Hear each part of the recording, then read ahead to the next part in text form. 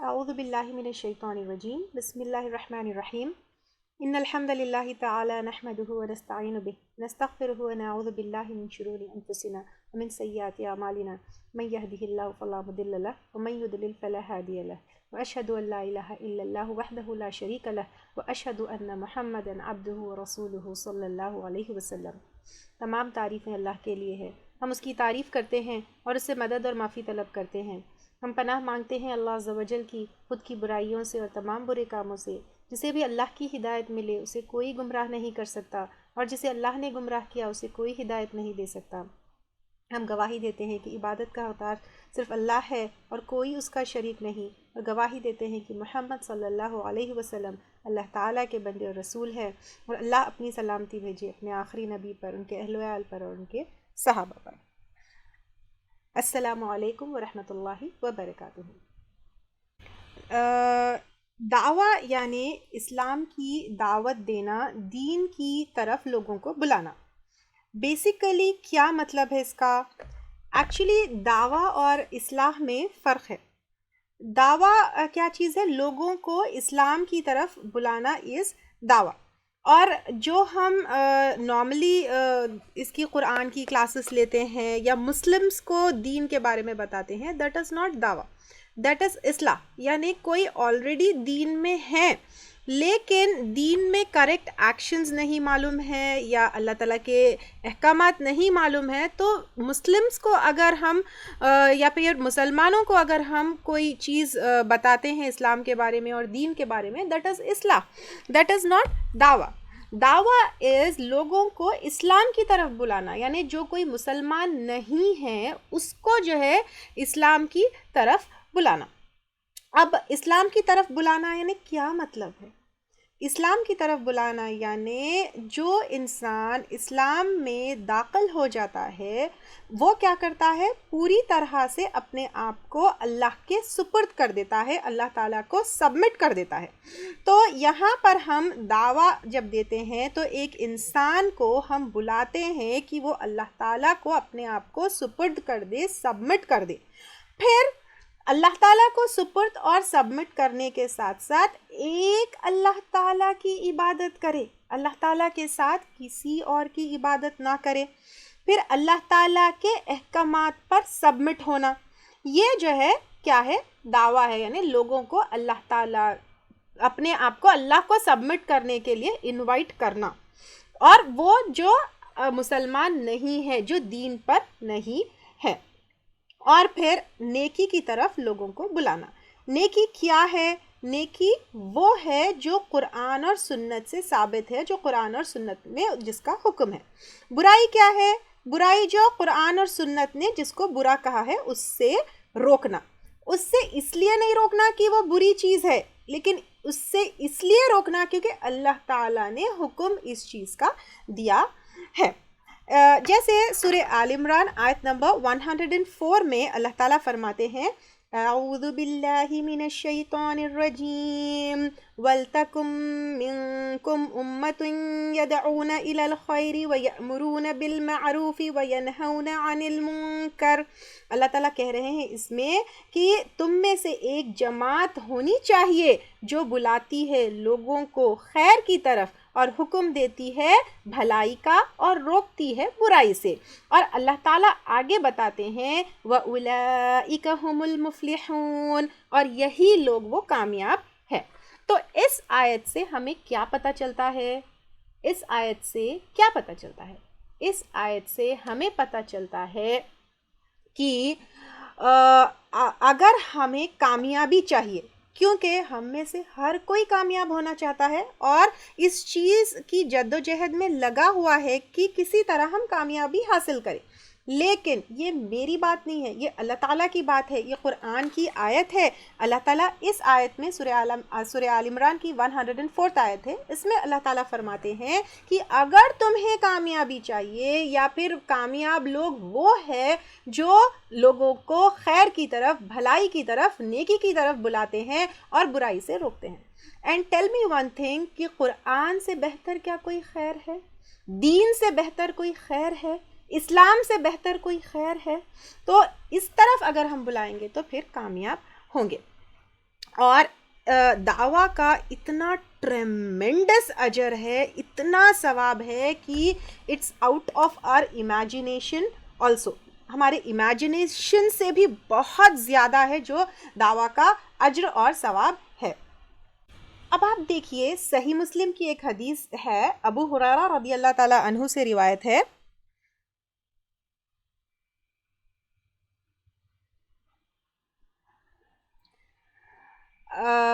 آپ صلی اللہ علیہ وسلم نے کہا اگر کوئی کسی کو نیکی کی طرف بلاتا ہے تو اس کو اس کے مثل اجر ہے جو اس پر چلتا ہے، بجائے کرنے والے کے اجر میں کچھ کمی ہو، اور برائی کی طرف جو بلاتا ہے اس کو اس کے مثل سزا ہے، بجائے کرنے والے کے عذاب میں کمی ہو.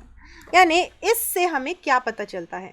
اس حدیث سے ہمیں یہ پتہ چلتا ہے کہ اگر ہم کسی کو نیکی کی طرف بلاتے ہیں تو ہمیں کرنے والے کو جتنا اجر ہے we also get the same amount of اجر، اس کی کمی، اس کرنے والے کی کمی بنا ہوئے.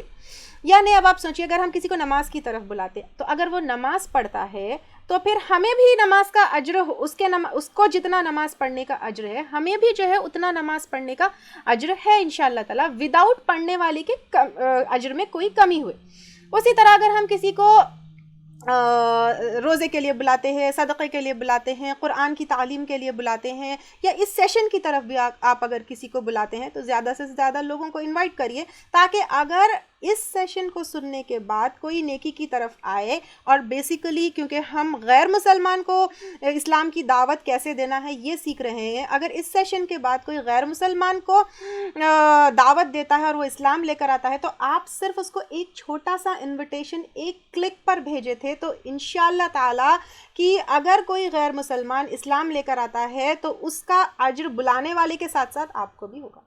اور سملرلی ایک چھوٹی سی ہلکی سی بات جو ہے ہم یہاں پر لیتے ہوئے چلیں گے کہ یہ ہے کہ برائی کی طرف بھی اگر ہم بلاتے ہیں تو کیا ہوتا ہے کہ برائی کرنے والے کو جو عذاب ہے ہم بھی جو ہے اتنا ہی ایکول عذاب ہم کو ملے گا. یعنی اگر ہم کسی کو ناچ گانے کی طرف بلاتے ہیں، غیبت کی طرف بلاتے ہیں، فلموں کی طرف بلاتے ہیں، بے حیائی کی طرف بلاتے ہیں، حرام کام کے لیے انکریج کرتے ہیں. جیسے ایک چھوٹی سی میں مثال دیتی ہوں، ہماری بہنیں جو ہے بڑی ایزیلی کہہ دیتے ہیں کہ تمہاری آئی بروز کتنی جو ہے وہ گندی ہو گئی ہے، تم جو ہے اس کو شیپ کرو.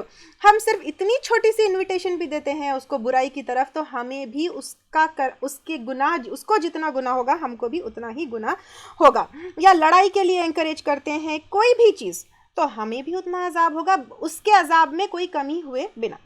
اب یہ تو چھوٹی سی بات کیونکہ حدیث آئی تھی میں یہاں پر لے لی. Coming back to the topic of دعویٰ، تو اگر آپ سوچئے کہ اگر ہماری طرف سے انشاءاللہ تعالیٰ کوئی غیر مسلمان اسلام لے کر آتا ہے تو پھر وہ نماز پڑھے گا تو بھی اجر، وہ روزہ رہے گا تو بھی اجر، وہ سجدہ کرے گا تو بھی اجر، وہ اس کے بعد وہ شادی کرے گا تو بھی اجر، وہ جو ہے اس کی اولاد ہوگی تو بھی اجر، وہ عمرہ کرے گا تو سبحان اللہ. آپ سوچئے کہ کتنا ٹریمنڈس اجر ہے اگر ہم کسی کو اسلام کی طرف دعوت دیتے ہیں تو.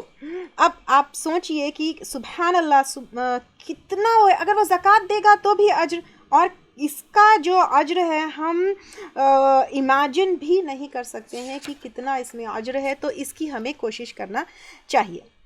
اب اجر تو ہے ٹھیک ہے، لیکن اس اگر ہم کسی کو دین کی دعوت نہیں دیتے ہیں تو ہماری کتنی پکڑ ہے اور ہمارے لیے کیا اس میں کیا کہتے ہیں، اللہ تعالیٰ کی طرف ہم کتنے اکاؤنٹیبل ہوں گے، اس کے لیے میں آپ کو ایک واقعہ بتاتی ہوں قرآن سے.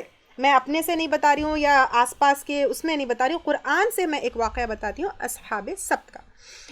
آپ میں سے بہت سارے لوگوں کو اصحاب سبت کا واقعہ پتہ ہوگا، یا نہیں بھی پتہ ہے تو بالکل شارٹ میں یہاں پر بتاتی ہوں. سورہ اعراف آیت نمبر 165 میں اللہ تعالیٰ جو ہے 165 166 میں اس چیز کا ذکر ہے. اللہ تعالیٰ اس میں فرماتے ہیں فَلَمَّا نَسُوا مَا ذُكِّرُوا بِهِ أَنجَيْنَا الَّذِينَ يَنْهَوْنَ عَنِ السُّوءِ وَأَخَذْنَا الَّذِينَ ظَلَمُوا بِعَذَابٍ بَئِيسٍ بِمَا كَانُوا يَفْسُقُونَ.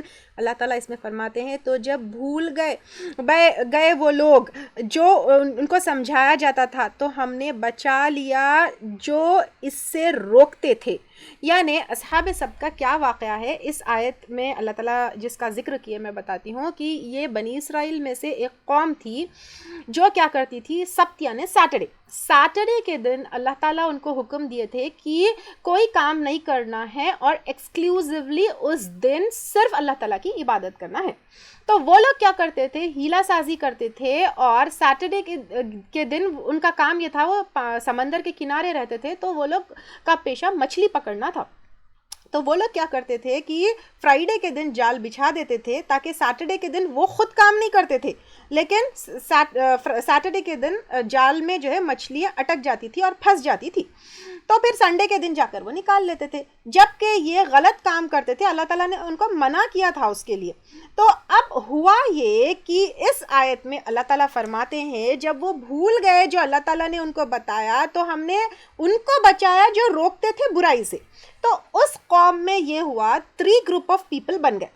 ایک جو یہ جال بچھانے والے تھے جو اللہ کے حکم کی نافرمانی کرتے تھے، ایک گروپ یہ تھا جو کیا کرتے تھے، ان کو برائی سے روکتے تھے، اور ایک 3rd گروپ آف پیپل تھے جو کیا کرتے تھے، بالکل سائلنٹ آبزرور تھے، نہ روکتے تھے نہ یہ کرتے تھے.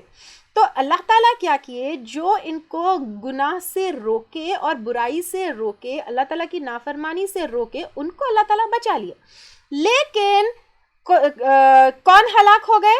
جو یہ گناہ میں مبتلا تھے، ان کے اوپر عذاب آیا جس طرح اس آیت میں آتا ہے. اور پھر مفسرین جو ہے اس کی تفسیر میں یہ بتائے ہیں کہ جو سائلنٹ آبزرور تھے ان کے اوپر بھی عذاب آیا. کیونکہ اس میں یہ آیت میں ذکر نہیں ہے کہ بچا لیا ان کو، صرف جو روکتے تھے ان کو جو ہے بچا لیا گیا. کیوں آیا ان کے اوپر عذاب؟ Because they were silently observing what was جو ہے ہو رہا تھا معاشرے میں، اور وہ لوگ روکے نہیں. تو اب ہم اپنے آپ کو یہ اس میں ڈال کے دیکھیے کہ ہمارے جو ہے معاشرے میں بھی کتنے لوگ ہیں جو اللہ تعالیٰ کی نافرمانی کرتے ہیں. آئی ایم ٹاکنگ اباؤٹ غیر مسلمان، ٹھیک ہے؟ مسلمانوں کی اصلاح کے لیے تو بے انتہا آرگنائزیشنز ہے، اکیڈمیز ہے، حلقے ہے، سب کچھ ہے. تو غیر مسلمان آپ دیکھیے اللہ تعالیٰ کی نافرمانی کرتے ہیں، شرک میں مبتلا ہے، اور ہم we are just being silent spectators, یہ سوچ کے کہ یہ تو ہمارا کام ہی نہیں ہے، واٹ کین وی ڈو، وہ کر رہے ہیں. لیکن اگر ہم ان کو حق کی طرف نہیں بلائیں گے تو یہ پورے چانسز ہے کہ ہمارے اوپر بھی جو ہے اس طرح کا عذاب آئے. اللہ تعالیٰ محفوظ رکھے. کیونکہ اللہ تعالیٰ آگے 166 آیت میں بھی فرماتے ہیں پھر فَلَمَّا عَتَوْا عَمَّا نُهُوا عَنْهُ قُلْنَا لَهُمْ كُونُوا قِرَدَةً خَاسِئِينَ. پھر وہ لوگوں کے اوپر کیا عذاب آیا، ان کو جو ہے بندر بنا دیا گیا. اب آج دیکھیے ہم سوچتے ہیں مسلمانوں کے اوپر اللہ کا عذاب کیوں آ رہا ہے، کیونکہ مسلمان کیا ہے، سائلنٹ اسپیکٹیٹرز ہے. وہ لوگوں کو نیکی کی طرف بلا ہی نہیں رہے. ان کے ہاتھ میں قرآن ہے، وہ سمجھ رہے ہیں، حلقے ہو رہے ہیں، لوگ خود پڑھ رہے ہیں، لیکن how can you be a silent spectator کہ آپ کافر کو دین کی طرف نہیں بلا رہے ہیں. اچھا، اور جب ان سے پوچھا گیا آیت نمبر 164 میں اسی سورہ اعراف کی ہے کہ ان لوگوں نے جو ہے جو سائلنٹ اسپیکٹیٹرز تھے ان لوگوں نے بلانے والوں کو، نیکی کی طرف بلانے والے اور برائی سے روکنے والوں کو کہا کہ تم کیوں ان لوگوں کو نصیحت کرتے ہو جن پر اللہ کا عذاب آنے والا ہے. یعنی ان لوگوں نے کہا کہ کیوں روکتے ہو بھائی تم ان کو, کیوں نیکی کی طرف بلاتے ہو, جبکہ اللہ کا عذاب ان کے اوپر آنے والا ہے ہی. آیت نمبر 164 ہے سورہ اعراف کی. تو ان لوگوں نے جو روکنے والے ہیں ان لوگوں نے جواب دیا معذرتاً الی ربکم, تاکہ ہم اپنے رب کے سامنے گلٹی نہ ہو, پکڑے نہ جائے.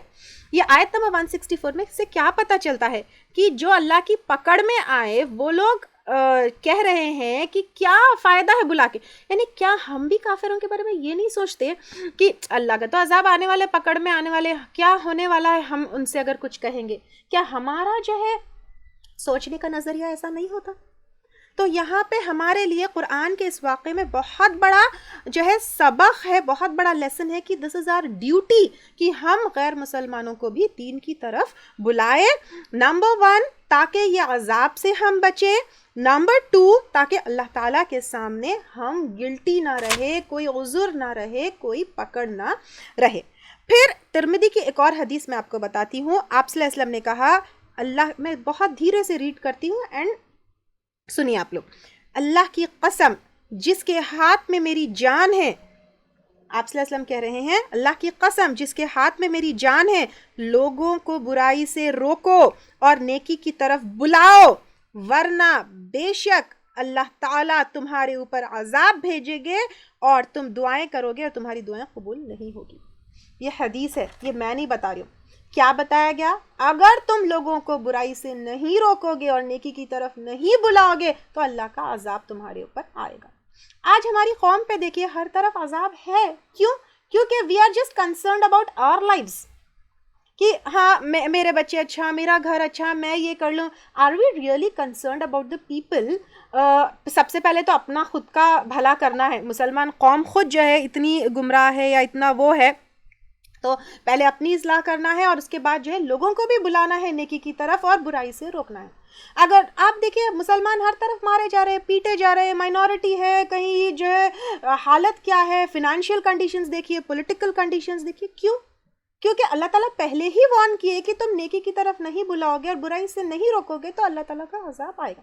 سیکنڈلی یہ بھی سوچتے ہیں کہ ہم تو اتنی دعائیں کر رہے ہیں, دعائیں قبول ہی نہیں ہو رہی. کیوں؟ کیونکہ ہم نیکی کی طرف بلانا اور برائی سے روکنا ہم چھوڑ دیے ہیں. اچھا, سورۃ العصر یہ تو بہت چھوٹی سورت ہے, ہم جو ہے اکثر نمازوں میں پڑھتے ہیں. اس میں اللہ تعالیٰ کیا فرماتے ہیں؟ اعوذ باللہ من الشیطان الرجیم, بسم اللہ الرحمن الرحیم, والعصر, قسم ہے زمانے کی, ان الانسان لفی خسر, بے شک انسان البتہ خسارے میں ہے. خسارہ یعنی نقصان میں ہے, یعنی ہر انسان خسارے میں, سوائے کس کے؟